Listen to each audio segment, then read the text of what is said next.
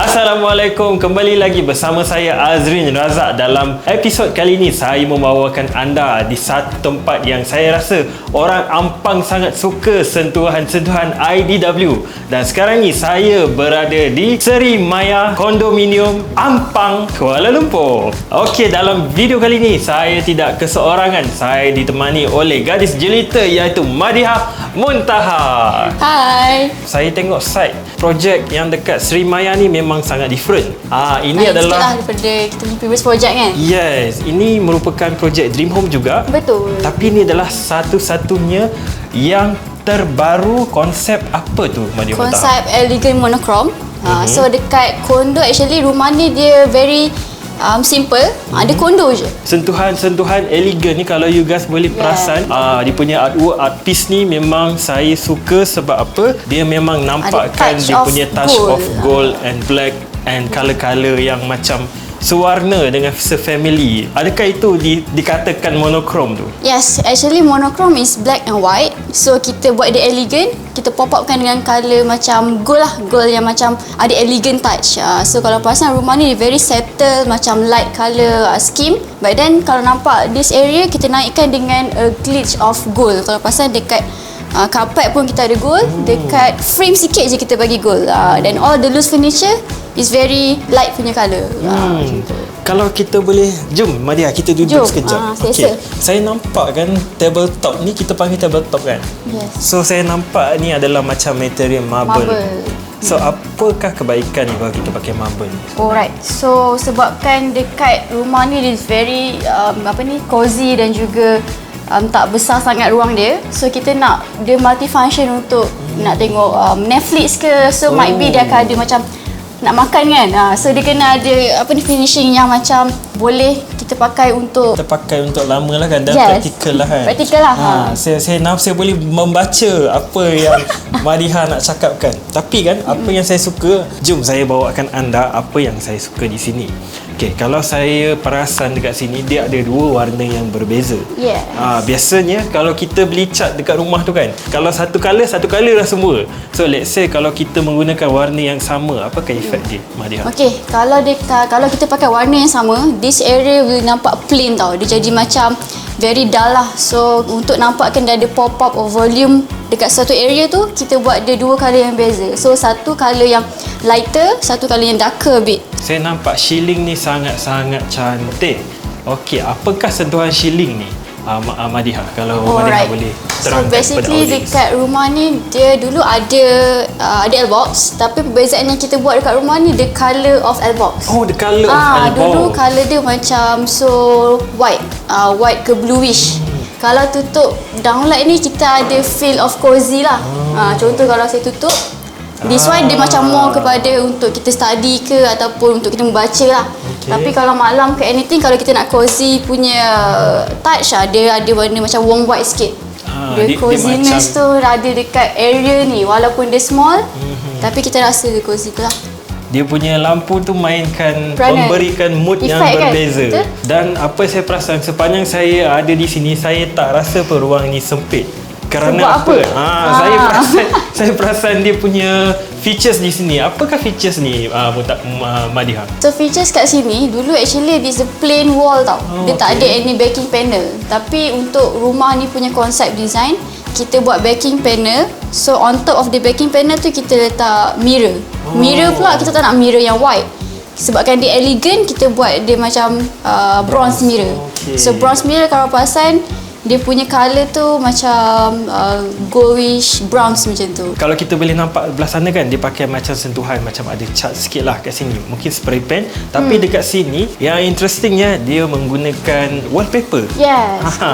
Wallpaper ni macam mana kita nak tahu wallpaper yang bagus? Actually kita ada reason kenapa letak wallpaper kat situ. So the reason is, kalau pasal rumah ni punya colour is so light. Dia sangat plain. Betul lah. So bila kita pasang wallpaper, kita pasang wallpaper yang ada detailing pun so settle punya. Betul. So dia tak nampak clean lah. Sebab kalau pasang dekat this area dah really clean. Dia punya colour pun so white. Okay, dan apa benda yang saya suka lagi tempat ni adalah cermin ni.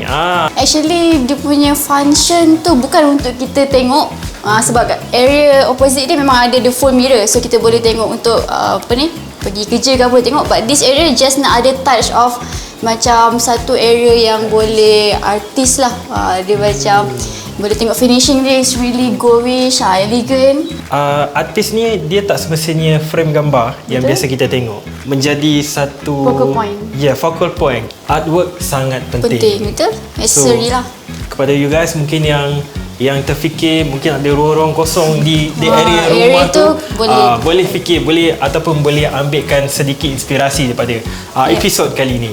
Jom ikut kami ke ruang lain. Okey, sekarang kita berada di kawasan bilik. Okey, kebiasaannya ruang kondo ni dia ada limitation of space. So macam mana IDW handle the space issue ni? First, kita datang rumah ni memang dia sangat crowded. Ni lah tempat anak dia study, ni lah tempat anak dia nak tidur, and also dia punya barang-barang untuk simpan.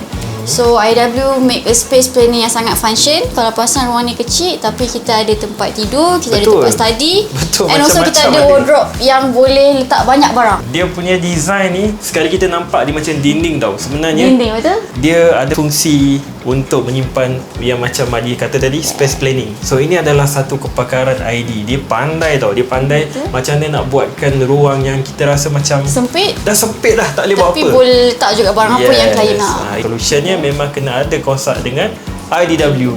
So apa lagi yang saya perasan kat sini adalah kenapa menggunakan blind. So sebabkan bilik ni dah sangat dia punya ruang tak terlalu besar, so kita nak dia sangat simple. And also this client request untuk kita pakai double blind sebabnya dia nak more privacy lah. Walaupun kita propose dia blind tapi kita nak ada privacy. Kita belanja sikit. Kalau dia buka ni macam gitu.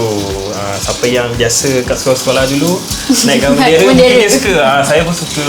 Tapi itulah colour dia pun actually main peranan. Ini adalah kawasan rumah bilik-bilik anak kita.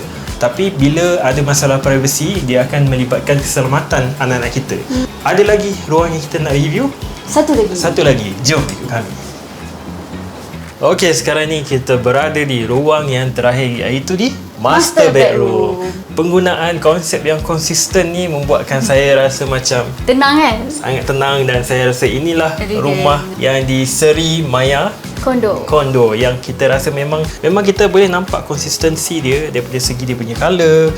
Kita boleh nampak dia punya design, dia punya colour yang putih tu. Kita boleh nampak sini. Apakah pendapat Madiha kalau konsep ni adakah sesuai untuk diorang yang macam mana? Kalau kita tengok dekat rumah, kat bilik ni, dia punya feel dia sangat cozy dan juga elegant. Nampak tak? Dia punya elegant tu masih ada. Cuma beza dia aja kalau tengok cermin ni kita pakai white.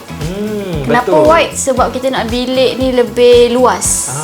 Kalau dekat depan tu memang kita nak ada cozy, but dalam bilik kita nak dia lebih luas lah. Betul. Itulah yang saya suka tentang Master Bedroom ini.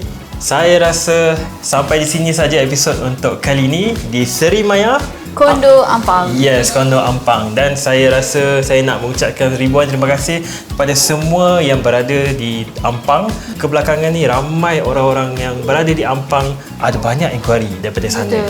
What do you think about this house? Rasa macam hotel punya vibe. Kalau pasal dekat Master tadi rasa macam sangat dekat hotel. Even living ni pun rasa vibe hotel. So PKP sekali lagi pun tak apa.